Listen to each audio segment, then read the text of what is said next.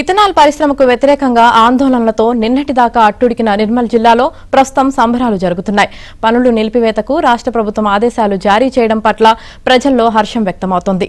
తమ మనోభావాలను గుర్తించి ప్రభుత్వం సానుకూల నిర్ణయం తీసుకోవడంపై దిలావర్పూర్ మండల ప్రజలు ఆనందం వ్యక్తం చేస్తున్నారు. సీఎం రేవంత్ రెడ్డి చిత్రపటానికి పాలాభిషేకాలు నిర్వహించారు.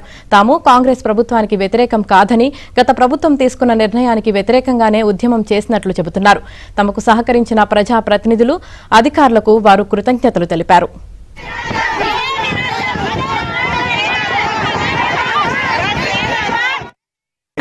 ఈ సుదీర్ఘ పోరాటంలో సంవత్సర కాలం నుంచి మేము ధర్నా చేయడం జరుగుతుంది. ఈ 2 రోజులలో మేము రాకపోక చేయడం వల్ల మాకు రేవంత్ రెడ్డి సార్ గారు మాకు ఈ ఫ్యాక్టరీని రద్దు చేయడం జరిగింది. సీఎం రేవంత్ రెడ్డి సార్ గారికి ప్రత్యేక ధన్యవాదాలు. అలాగే సీతక్క కూడా ధన్యవాదాలు. సీఎం గారికి మేము ఈరోజు పాలాభిషేకం చేయడం జరిగింది.